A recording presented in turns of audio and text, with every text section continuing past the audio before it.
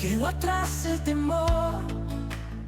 Estudio bíblico del libro de Hechos. Hemos estudiado ya varios capítulos. Vamos ahora al capítulo número 5 y un pequeño resumen que podemos ver de cada capítulo, por ejemplo, es que en Hechos 1 nos cuenta que la iglesia avanza cuando espera en Dios. Recuerde que uno de los propósitos que tiene el libro de Hechos es contar cómo nace la iglesia primitiva, y cómo Dios comienza a hacer su obra por medio del Espíritu Santo en los primeros cristianos, aquellos que escucharon el mensaje y cómo el mensaje comenzó a expandirse y a crecer en el mundo. Entonces, en el capítulo 1 vemos, ¿cierto?, la iglesia que avanza cuando espera en Dios y depende del poder del Espíritu Santo. Enseña preparación, enseña obediencia y, por supuesto, expectativa antes de la misión. Dios estaba ya encomendando la tarea de ir y llevar el Evangelio. Recuerde que el, la misión, ¿cierto? La gran comisión que le hizo Jesús a sus discípulos fue ir y predicar el Evangelio a toda criatura. Entonces estaba esta expectativa de llevar la misión y solo se podía lograr mediante el poder del Espíritu Santo. En Hechos 2, el Espíritu Santo transforma vidas, comienza a trabajar, recuerde, el Espíritu Santo ya está trabajando en medio de la iglesia, porque Jesús lo dijo, ¿cierto? ¿Les conviene que yo me vaya? ¿Para qué? Para que descienda el Espíritu Santo, el consolador, el guía, el ayudador, el que nos recuerda su palabra, el que nos consuela. Entonces el Espíritu Santo en Hechos 2 transforma vidas, crea una comunidad marcada por la verdad, lo que hoy conocemos como iglesia, la unidad y el poder de Dios. Y vemos cómo la iglesia nace y vive una fe viva y práctica. En Hechos 3 encontramos el poder de Cristo, no solo sana cuerpos, sino que llama al arrepentimiento, a una vida nueva. Ahí en Hechos 3, ¿cierto? Encontramos el milagro del paralítico que estaba en la puerta de un templo llamado La Hermosa. Y cómo Jesús, ¿cierto? Como el poder del Señor, por medio de Pedro y Juan, lo sana y transforma también su vida. Enseña que los milagros apuntan a Jesús, no al hombre. Porque recuerde que la frase de Jesús, perdón, la frase de Pedro y Juan fue, no tengo plata ni oro, y en el nombre de Jesús de Nazaret, levántate y anda. El milagro no lo hace el hombre, es Jesús el que hace el milagro. Y en Hechos 4 vimos la semana pasada, ¿cierto?, que la verdadera fe permanece firme bajo presión y ora por valentía, no por comodidad, porque ya comenzamos a ver que estos nuevos discípulos, los nuevos creyentes, también comienzan a ser perseguidos. Y así como, cierto, buscaron para matar a Jesús, también los primeros cristianos eran buscados y perseguidos. Entonces aquí enseña valentía, unidad y dependencia de Dios en medio de la oposición. Y estos son valores, mis hermanos, y enseñanzas que para nuestra vida deben ser, pero muy, muy, muy importantes atesorarla en el corazón. Debemos también en este tiempo vivir así, con valentía, con unidad, con dependencia en Dios en todo momento. Y ahora vamos a ver el capítulo 5. Y el capítulo 5 comienza de esta manera, mire. Pero cierto hombre llamado Ananías, con Zafiro su mujer, vendió una heredad. Y es muy interesante que el capítulo comienza diciendo pero. ¿Sabe por qué, mi hermano? Porque la palabra pero muestra una contraposición, ¿cierto? Nosotros podemos decir, íbamos bien, pero, o sea, ya voy a contar algo negativo. Estaba saliendo todo perfecto, pero pasó algo. La palabra pero habla de una diferencia, de una contraposición. ¿Por qué? Porque en el capítulo 4 se cuentan unas buenas historias. Se está contando de lo que Dios estaba haciendo por medio de la unidad, por medio de dejarse guiar por el Espíritu Santo, por medio de tener todo en común. El capítulo 4. Pero en el 5 se cuenta otra historia, que es un ejemplo de algo negativo. Es un ejemplo de cómo no se hacen las cosas. Así como en el 4 y en el 3 se contaron ejemplos positivos, aquí hay un ejemplo negativo que también nos va a dejar una enseñanza hoy día. Pero, ¿cierto? Cierto hombre llamado Ananías, con Zafiro su mujer, vendió una heredad y sustrajo del precio, sabiéndolo también su mujer, y trayendo solo una parte, la puso a los pies de los apóstoles. Y dijo Pedro: Ananías, ¿por qué llenó Satanás tu corazón para que mintieses al Espíritu Santo y sustrajeses del precio de la heredad, reteniéndola? ¿No se te quedaba a ti y vendida no estaba en tu poder? ¿Por qué pusiste esto en tu corazón? No has mentido a los hombres, sino a Dios. Qué interesante. Le estaba diciendo acá que si ya había vendido Soledad, el dinero lo tenía él, no se te quedaba a ti, pero él quiso engañar. Y dice, no has mentido a los hombres, sino a Dios. Al oír Ananías estas palabras, cayó y expiró, y vino un gran temor sobre todos los que lo oyeron. Y levantándose los jóvenes, lo envolvieron, y sacándolo, lo sepultaron. Pasado un lapso como de 3 horas, sucedió que entró su mujer, no sabiendo lo que había acontecido. Entonces Pedro le dijo: Dime, ¿vendiste en tanto, nombrando la cantidad que había dado Ananías, vendiste en tanto la heredad? Y ella dijo: Sí, en tanto. Y Pedro le dijo: ¿Por qué convinisteis en tentar al Espíritu del Señor? He aquí a la puerta los pies de los que han sepultado a tu marido y te sacarán a ti. Al instante, ella cayó a los pies de él y expiró, o sea, murió. Y cuando entraron los jóvenes, la hallaron muerta y la sacaron y la sepultaron junto a su marido. Y vino gran temor sobre toda la iglesia y sobre todos los que oyeron estas cosas. Por eso es interesante cómo parte, mi hermano, este capítulo, ese famoso pero. Estaban haciendo bien las cosas en la iglesia, pero sucedió esto, que es un ejemplo también para nosotros. ¿Qué nos enseña esto? Dios busca una iglesia sincera, la santidad y la verdad. Esto es importantísimo. La santidad y la verdad, mi hermano, no son opcionales delante de Dios. Pureza, temor de Dios y rechazo a la hipocresía es lo que Dios quiere para nuestra vida. Hay una reflexión importante. Nosotros debemos entender que Dios no ha cambiado. El problema de este hecho en particular no fue el no dar todo, sino decidir mentir. En ningún momento, en ningún momento, los discípulos le dijeron a esta familia: tienes que venderlo todo y traernos el dinero. El problema no fue no dar todo el dinero, sino mentir. Y lo dice claramente ahí en Hechos 5:3. ¿Por qué llenó Satanás tu corazón para que mintieses al Espíritu Santo? ¿Por qué vino esta decisión de querer aparentar algo que no es? Y lamentablemente, hoy día aquí hacemos la reflexión, ¿cierto? Que ellos escucharon la voz equivocada.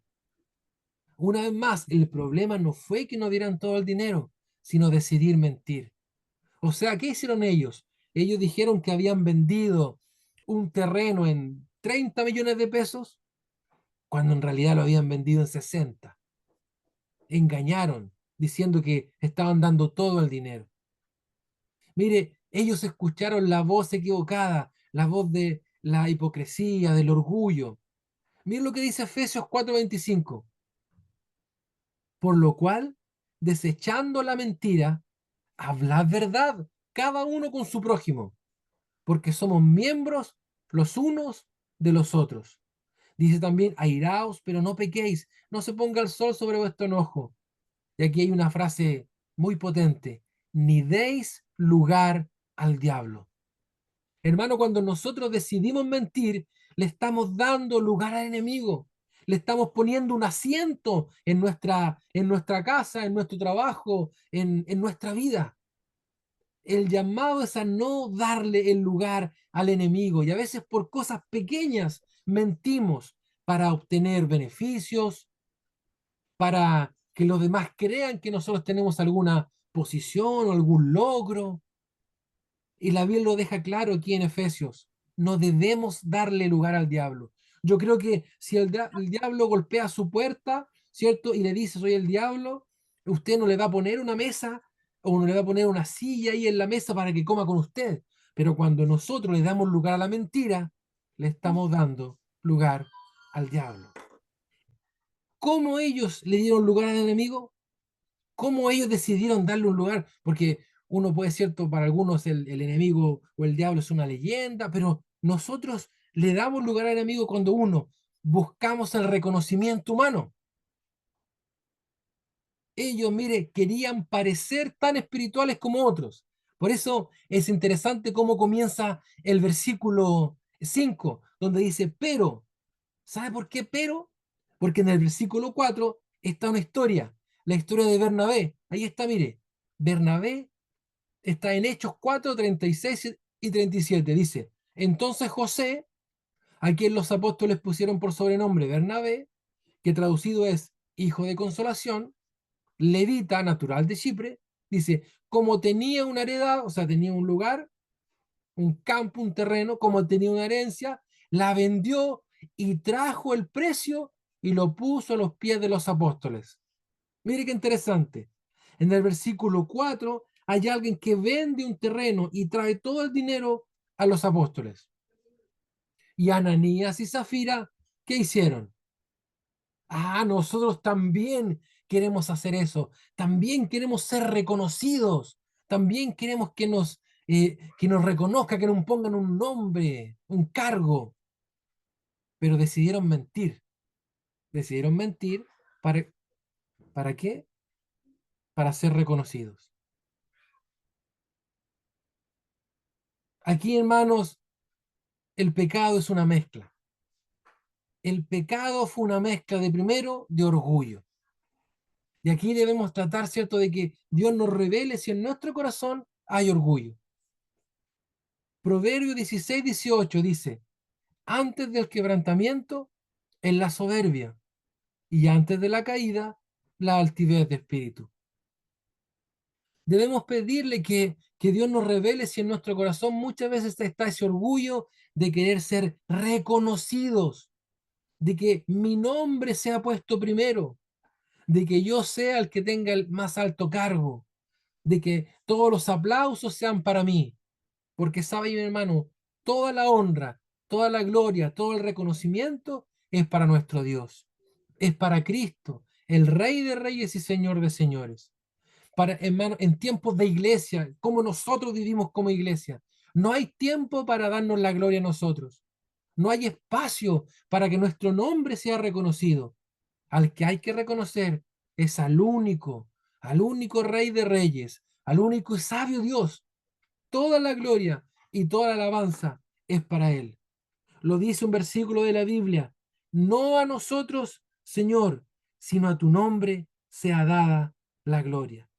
No a nosotros, Señor, sino a tu nombre sea dada la gloria. Eso está en el Salmo 115. Y el salmista lo dice, no a nosotros, Señor. Para nosotros no sea el aplauso, para nosotros no sea el reconocimiento, sino para Cristo. Y aquí lamentablemente el orgullo hizo que Ananías y Zafira buscaran aplausos para ellos, buscaran reconocimiento personal. Y el versículo lo dice, mire, antes del quebrantamiento está la soberbia y antes de la caída la altivez de espíritu. O sea, yo soy el más importante. Yo soy el que necesita ser reconocido. Nosotros debemos poner siempre por delante, honrar y bendecir el nombre de nuestro Dios. Otra cosa que también los perjudicó fue esa apariencia espiritual, porque el versículo es súper claro, eh, y Pedro les dice, el dinero era suyo, ¿por qué decidieron mentir? Nadie los obligó a decir, a mentir. Mateo 23:28. Así también vosotros, por fuera a la verdad os mostráis justos a los hombres, pero dentro estáis llenos de hipocresía e iniquidad. Hermano, la hipocresía tiene un carácter de mentir también, pero también de mostrar una apariencia por fuera, pero por dentro hay otra cosa. Y nosotros somos llamados a ser transparentes. Nosotros somos llamados a no caminar de manera hipócrita. Decimos una cosa, pero hacemos otra. Aquí lamentablemente este matrimonio decidió vivir una apariencia espiritual. ¿Cómo lo hicieron? Diciendo que ellos habían entregado todo, pero en realidad no lo habían hecho. Nosotros somos llamados por medio de estas historias a no vivir una vida hipócrita, a no mostrar una careta cuando detrás hay otra imagen, hay otra vida, hay otro estilo de vida, hay otra forma de vivir. Recuerde, somos llamados a dejar de lado el orgullo y a dejar de lado también la apariencia espiritual. Nos podemos ver de una manera, pero recuerde que Dios sabe lo que hay en nuestro corazón. Dios sabe lo que hay en nuestra mente. Llevemos todo delante de Dios y que Él quite toda hipocresía, todo doble discurso, decir una cosa y hacer otra. Recuerde, ahí lo dice claro el libro de Mateo, cuando Jesús le habla a los fariseos y les dice, así también vosotros por fuera, ¿se da cuenta la diferencia que hay? Por fuera la verdad os mostráis justos, pero por dentro está llenos de hipocresía, está llenos de pecado, de iniquidad. No vivamos de manera hipócrita. Estos son los ejemplos que no hay que seguir. Debemos vivir una vida integral, tanto por fuera como por dentro. ¿Es fácil hacer esto? No, no es fácil. Pero día a día dejemos de lado el orgullo y vayamos delante del Señor y presentémosle nuestra vida. Señor, esto me cuesta avanzar. Esta es una debilidad en mi vida. Ayúdame, Señor, para no vivir de apariencias. Y por supuesto, ese tercer punto es el engaño.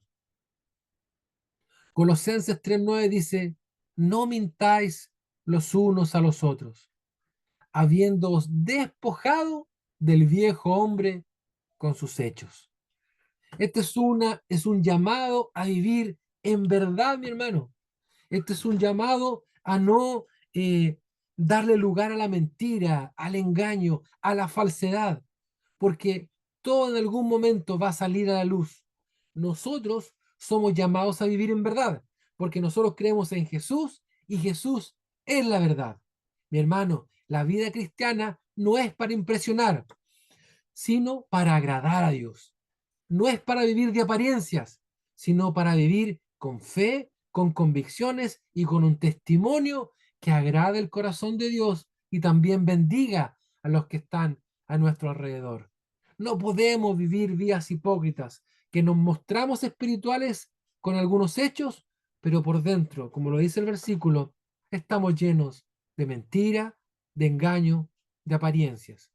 El llamado en este tiempo es no darle lugar a este enemigo que quiere destruir nuestra vida. Recuerde, ¿cuál es la consecuencia de esta pareja? Lamentablemente murieron. Y recuerde que Satanás, el enemigo principal, tiene una sola misión. Son tres en realidad. Hurtar, matar y destruir. Esa es la misión de él. Robar, matar y destruir. Y a veces por pequeñas mentiras nosotros pensamos que estamos ganando, pero en realidad estamos perdiendo. Busque siempre andar en verdad y no le dé lugar al enemigo. ¿Cómo? Con el orgullo, con la apariencia y con el engaño. Es interesante cómo estos versículos comienzan a mostrarnos que Dios quiere proteger la pureza de su pueblo. Dios quiere proteger la pureza de su pueblo. Y la Biblia en todo el Antiguo y el Nuevo Testamento nos deja claro esto. La Biblia relata el ejemplo de la generosidad en Hechos 4 y también en Hechos 5 nos relata cómo aparece la corrupción interna. Por eso nosotros debemos revisarlo y pedirle, Señor, muestra si en mi vida hay corrupción, hay engaño. Y cada una de estas enseñanzas tiene el propósito de enseñar. Dios actúa de forma radical para preservar la santidad, una santidad que necesita su iglesia, en el inicio, ¿cierto?, de este camino que es la iglesia, y que obviamente para nuestro tiempo sigue siendo un propósito de Dios, porque Dios sigue siendo santo. Recuerde, Dios no ha cambiado. Él no es que permita ahora más cosas. Dios sigue siendo santo hasta el día de hoy y por siempre. Y en el Antiguo Testamento, sabe que hay ejemplos también que hablan de cómo hombres desearon lo inadecuado y terminaron también padeciendo. En el Antiguo Testamento encontramos el ejemplo de Acán. Es una historia muy interesante. ¿Y sabe por qué es interesante? Porque comienza igual, utiliza la misma palabra que vemos en Hechos 5. Mire, Acán fue un israelita de la tribu de Judá que desobedeció a Dios al robar objetos consagrados durante la conquista de Jericó. Eso está en Josué 7. Su codicia, ¿cierto?, fue tomar un manto, plata y oro, y esto provocó la derrota de Israel en la ciudad de Jai y trajo juicio divino contra él y su familia. ¿Y por qué es interesante? Porque en Josué 6 eh, se lee que el pueblo de Israel va camino a la tierra de Canaán y, y tiene que pasar por Jericó. Y es poderosa esa historia porque yo creo que usted la ha escuchado, ¿cierto? Hay una canción de niños que decía, los israelitas dieron 7 vueltas, ¿la ha escuchado? Los israelitas dieron siete vueltas, ¿cierto? Por Jericó. Ellos alabaron, gritaron y cayeron los muros de Jericó y los israelitas derrotaron, ¿cierto?, a ese pueblo. Eso pasa, eso pasa en Josué 6. Y en Josué 7 parte con esta palabra. Pero, ¿lo recuerda? Pero, y cuenta esta historia. Es lo mismo que está pasando aquí en Hechos. En Hechos, en Hechos 4 hay milagros, hay manifestación del Espíritu Santo, la iglesia crece, todos se dejan guiar por la presencia del Espíritu Santo. Viene Hechos 5 y comienza diciendo, pero hubo alguien que lamentablemente no se dejó llevar o guiar por el Espíritu Santo. Dejó entrar la mentira, dejó entrar la codicia y trajo como consecuencia la muerte. Entonces, en toda la Biblia hay ejemplos de cómo se hacen las cosas y cómo no se hacen las cosas. Y cómo el Señor está buscando de nosotros santidad, pureza. Con esto no queremos decir que en el momento que nosotros pequemos o caigamos, juicio va a venir de inmediato. No, no es así. Pero sí Dios está buscando en este tiempo para nuestra vida que entendamos que Él sigue deseando un pueblo apartado, un pueblo puro, un pueblo santo. En este ejemplo de Acán vemos cómo lamentablemente él tuvo que pagar las consecuencias de ser eh, una persona que codició algo que no debía codiciar. Él lo tomó, un manto babilónico, tomó plata, tomó oro y lo escondió eh, ahí en su tienda. Y eso provocó la derrota en la siguiente batalla. Es interesante, los israelitas volvieron a pelear Otra batalla, después de Jericó, iban entusiasmados y perdieron. Y ahí Jehová les revela, es porque hay pecado en Israel. Hermano, busquemos de Dios de tal manera que Él nos muestre si nosotros tenemos una actitud inapropiada, si nuestra, quizás la codicia, el orgullo, la mentira, y dejémosla, saquémosla de nuestro corazón para no perjudicar a nuestra familia y a los que están a nuestro alrededor, porque Dios sigue buscando un pueblo santo. Dios quiere, recuerde, proteger la pureza de su pueblo.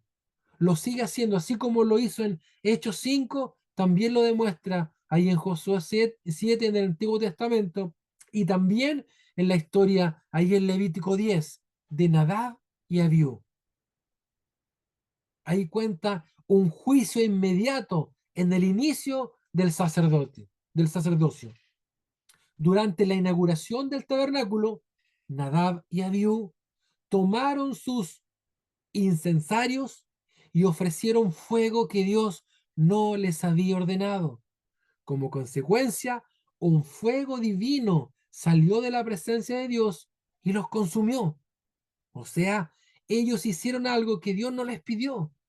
Ellos fueron irrespetuosos a la hora de entrar a la presencia de Dios. Cuando Dios está estableciendo algo nuevo, la santidad es tratada con especial seriedad. Hermano, Dios no ha cambiado.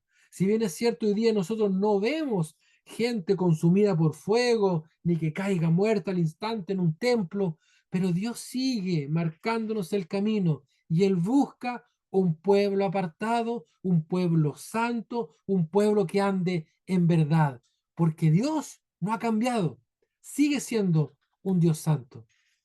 Tenemos ahí esos dos ejemplos, en realidad tres, ¿verdad? ¿Y qué pasó en Hechos 5 después que este matrimonio cae muerto? Hechos 5:11 dice, vino gran temor sobre toda la iglesia. La reflexión, mis hermanos, es que el temor aquí no es terror, no es un terror destructivo, sino reverencia profunda. Esto es lo que debe haber en nuestros corazones, reverencia profunda por las cosas de Dios. Y eso lo podemos ver de qué manera. Primero, respeto por la santidad de Dios. Dios no ha cambiado, su naturaleza no ha cambiado. Él sigue siendo un Dios santo que pretende que nuestra vida está cada día más consagrada a las cosas que Él nos pide en su voluntad, en su palabra. Debemos respetar la santidad de Dios. No debemos nosotros No debemos pretender que Dios se acomoda a lo que yo creo, que la iglesia se acomoda a lo que yo siento. Nosotros debemos buscar lo que a Dios le agrada. Y ese es el camino adecuado. Respeto por la santidad de Dios. Santidad significa estar apartado, cuidado, diseñado específicamente para un propósito. Usted y yo, como hijos de Dios, apartémonos para vivir para Él, porque sabe, esa es la mejor, finalmente la mejor manera de vivir. También la seriedad en la vida cristiana. No debemos tomar la vida cristiana como algo religioso, como algo que yo solo hago los fines de semana, casi como un hobby, así como salgo a trotar o hago un deporte, los domingos también voy a la iglesia. La seriedad en la vida cristiana, esto produjo, este temor que vino sobre la iglesia en Hechos 5, produjo esto. Esto no es algo simple, esto no es algo que yo ahí veo si lo hago o no. Hay una seriedad. Ser serio, hermano, en esto no significa andar enojado. Ser serio en esto no significa no sonreír. La seriedad significa responsabilidad. Entiendo lo que significa ser un hijo de Dios. Entiendo lo que significa que Cristo murió por mí. Entiendo lo que significa que Él fue una cruz, murió, pero también resucitó para darme salvación. Lo entiendo. Por eso vivo una vida seria. cristianamente hablando. Respeto a la naturaleza, a la santidad de Dios, a cómo es Dios. Seriedad en nuestra vida cristiana. Entiendo lo que estoy viviendo. Y por supuesto, protección contra una vida espiritual superficial. Vivir una vida de integridad, una vida que involucra mi comunión permanente con Dios. Eso estoy viviendo. No una vida superficial. No es, como lo decíamos un tiempo atrás, ocupábamos el término amigos con ventaja. Esa relación que no se sabe si son amigos, si son pareja, si hay algo o no hay algo. Nosotros vivimos esta relación con Dios de una manera, no de una manera superficial, sino de una manera integral, profunda, una relación concreta con Dios. Y eso es lo que busca este temor, un temor reverente, un temor que nos ayuda a involucrarnos más en los caminos del Señor. Mire, ahí busqué esta fotografía que involucra cómo nosotros también somos reverentes en la casa de Dios. Hay dos imágenes. Una, gente escuchando el mensaje, atenta a la Biblia, poniendo atención a lo que Dios quiere hacer y hablarnos. Y hay otra imagen al lado. Se aprecia, ¿verdad? Gente que conversa, se ríe, chatea con el celular, come, que no está atenta, que está haciendo otra cosa, que está haciendo vida social en vez de estar atenta a la palabra. Eso es reverencia también, mi hermano. La reverencia en el templo, pero también la reverencia en nuestra casa, con lo que decimos, con lo que vivimos. Recuerde el concepto de hipocresía. Claro, porque yo en la iglesia puedo mostrar una cara, pero en mi hogar otra. Debemos no vivir vidas superficiales, sino vidas integrales en los caminos del Señor. Y por supuesto, no malentender la gracia, no malentender lo que significa este regalo precioso que es la gracia de Dios. Romanos 6.1 dice, ¿qué pues diremos? ¿Permaneceremos en el pecado para que abunde la gracia? De ninguna manera, porque los que hemos muerto al pecado, ¿cómo viviremos todavía en él?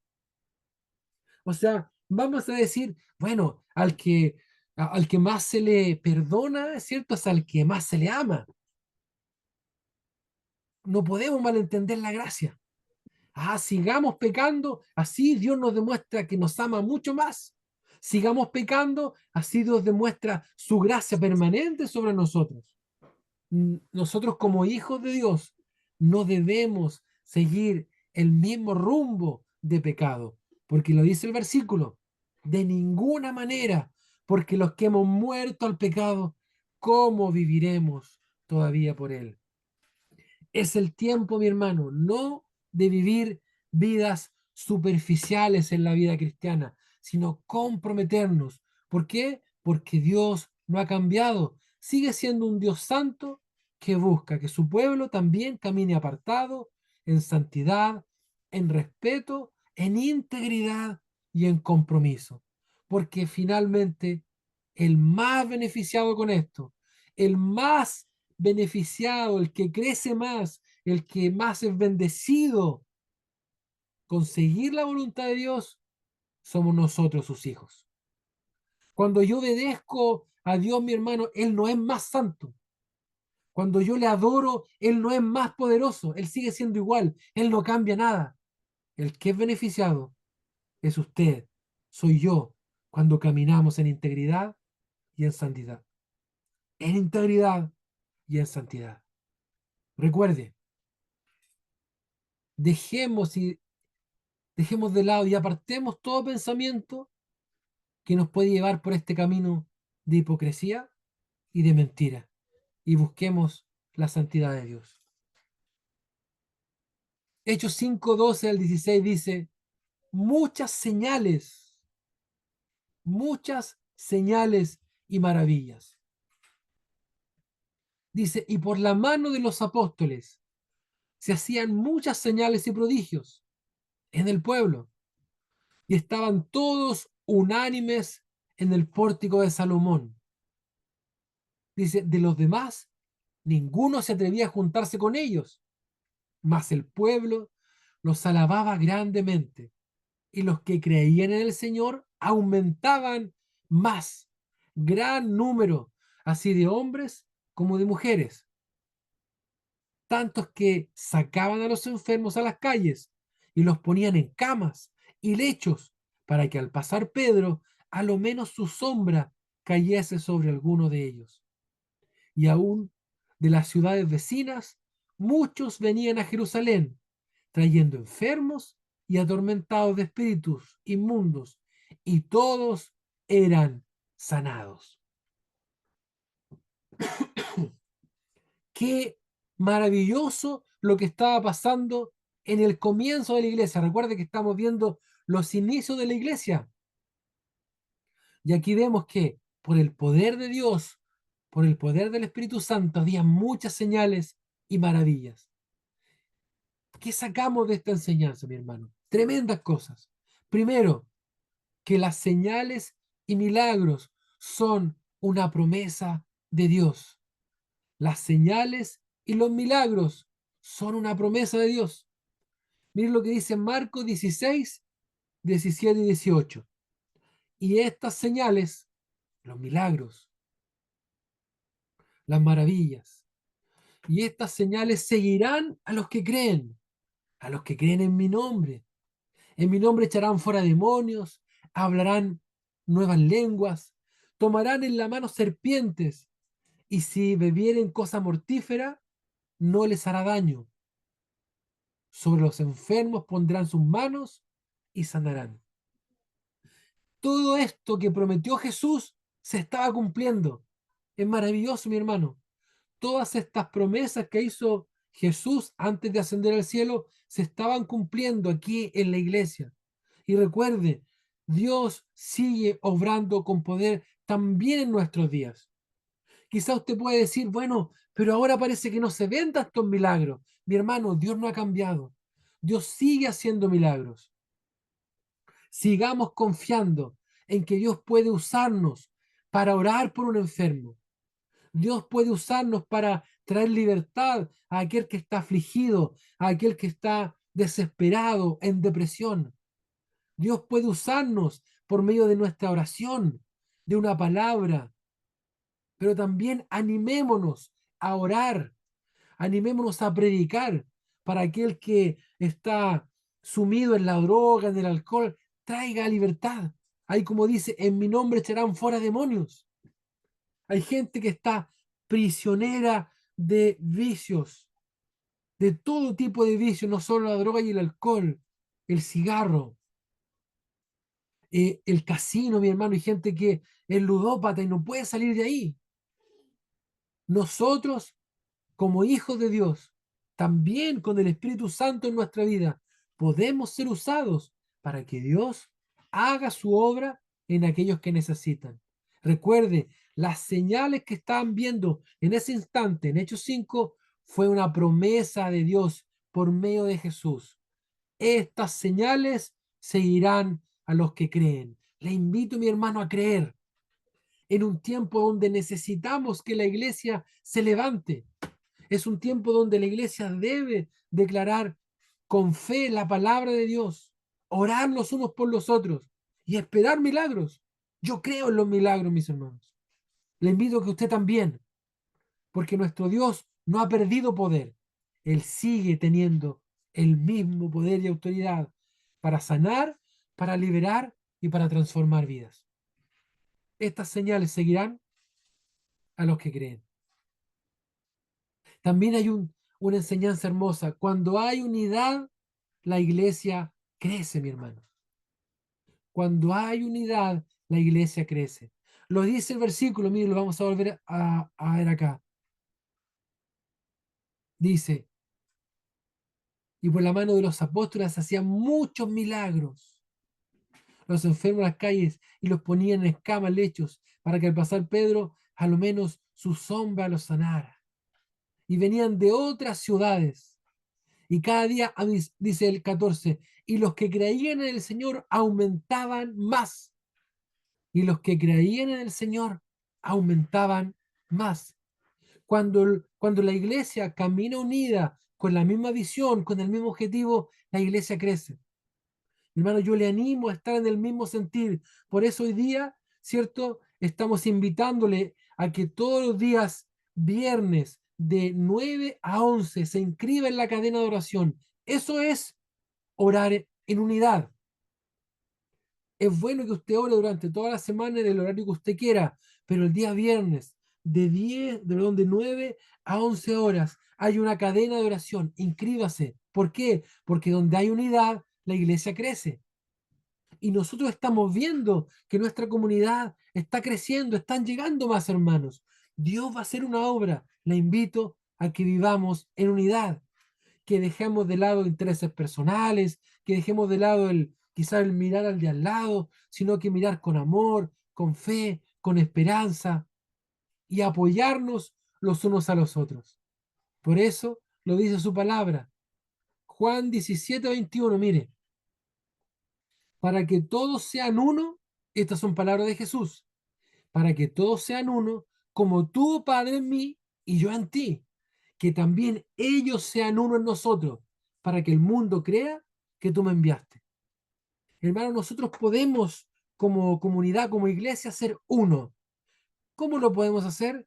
Orando juntos, preocupándonos de los hermanos, no mirando en menos a los hermanos, no hablando mal del pastor, del hermano, de la hermana de la iglesia, no ser tan criticones y más bien seamos gente que propende la unidad, preocupándonos de las necesidades del hermano, ya sean financieras, ya sean económicas, ya sean de salud, estar atentos. Así crecemos en unidad. Y mientras más unidos estamos, más también va a crecer la iglesia de Cristo. Recuerde, cuando hay unidad, la iglesia crece. Y yo quiero, y yo creo también que el Señor está haciendo crecer su iglesia.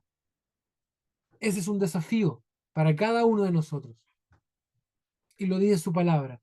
Para que todos sean uno, como tú, Padre, en mí y yo en ti. Aquí Jesús nos deja claro que Jesús y su Padre eran uno, una unidad perfecta. Y dice que también ellos, o sea, la iglesia, los discípulos de Jesús, sean uno. Seamos uno en Cristo, para que el mundo crea que me enviaste. Mire, ahí está la consecuencia. Cuando la iglesia está unida, unida a Cristo y unida como comunidad, el mundo cree. Hay una consecuencia. Y por último, una enseñanza que tiene que ver con la actitud que tiene la gente de alrededor. Siempre habrán partidarios y siempre habrán detractores. A nuestro alrededor siempre van a haber partidarios y detractores. Lo dice el versículo, mire, dice, de los demás, ninguno se atrevía a juntarse con ellos. Era como que le dijo cierto doña Florinda, no te juntes con esa chumba. De los demás, ninguno se atrevía a juntarse con ellos porque había temor. Algunos también les provocaba rechazo, pero también había un pueblo que los reconocía grandemente. En nuestra vida van a haber personas que nos van a decir, bien, qué bueno que estás yendo a la iglesia, qué bueno que estás orando, qué bueno que estás buscando de Dios. Y van a haber otros que lo van a criticar, lo van a ningunear, lo van a tirar para abajo, le van a decir, ¿qué vas a estar yendo a la iglesia? ¿Para qué pierdes el tiempo? Partidarios y detractores. Pero ¿qué nos dice la palabra? Lucas 10:16. Palabra de Jesús. El que a vosotros oye, a mí me oye. Y el que vosotros desecha, a mí me desecha. Y el que me desecha a mí, desecha al que me envió. Jesús es claro con sus discípulos. Van a haber algunos que te van a rechazar, te van a desechar. Pero no te preocupes, dice Jesús, me están desechando a mí. Hermano, cuando usted lo miren en menos, cuando usted le digan que no vale nada, que es pérdida de tiempo en la iglesia, que no predique más, que no necesitan oración de usted, bueno, No lo están rechazando usted, están rechazando a Cristo. Esta es otra profecía que él deja de alguna manera. Porque van a haber personas también que van a ser detractores del mensaje del Evangelio. Pero nosotros tenemos que seguir animados de que estamos caminando en la verdad.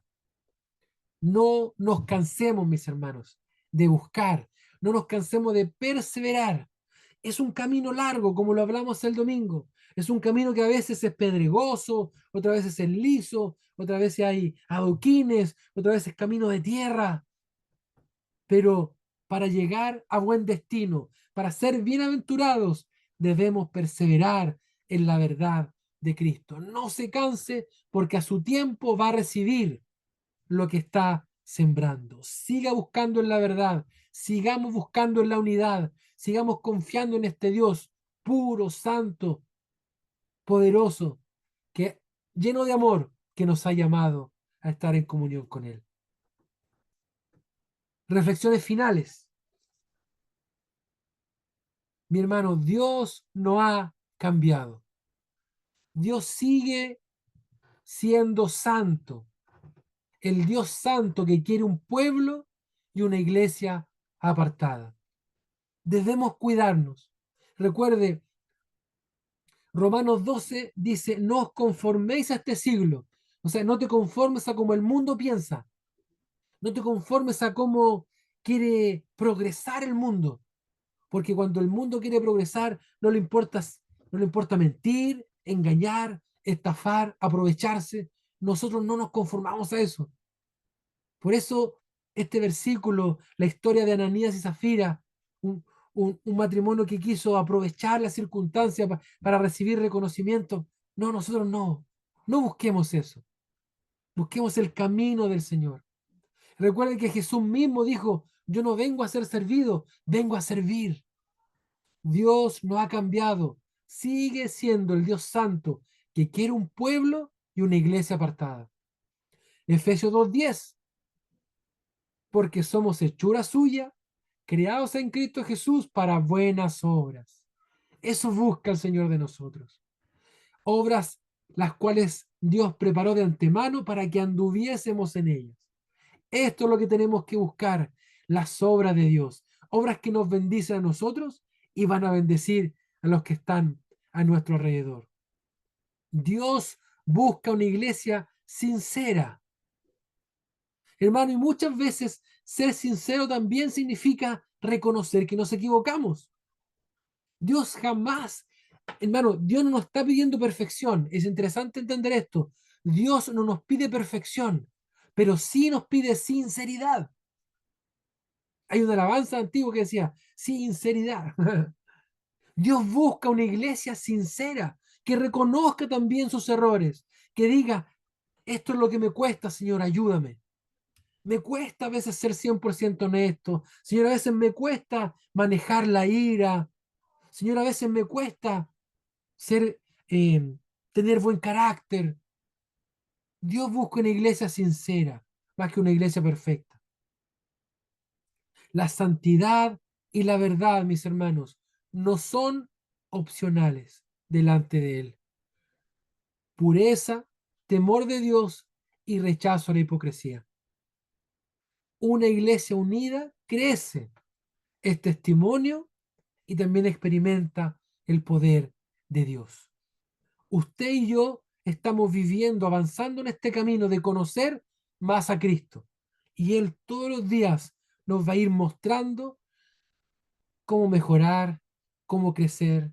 Él está haciendo una obra hermosa en nuestra vida. ¿Qué nos pide? Sinceridad. Hermano, la santidad no es perfección. La santidad es apartarse, intentarlo día a día. Me equivoqué hoy día, lo intentaré mañana. Me voy a apartar, me voy a santificar. Y por supuesto, vivir en verdad. Porque cuando vivimos en verdad, vivimos en libertad. Porque cuando uno vive en mentira, siempre tiene que estar tapando, ¿cierto? Cuando uno dice una mentira y lo van a pillar, dice otra mentira para tapar esa. Y después si te pillan en eso, viene otra mentira para tapar esa. Elijamos vivir en verdad. Cuando elegimos vivir en verdad, elegimos vivir como Cristo vivió, porque Él es la verdad. Y la verdad nos hace libres. Y vivir en libertad es vivir en paz y en tranquilidad.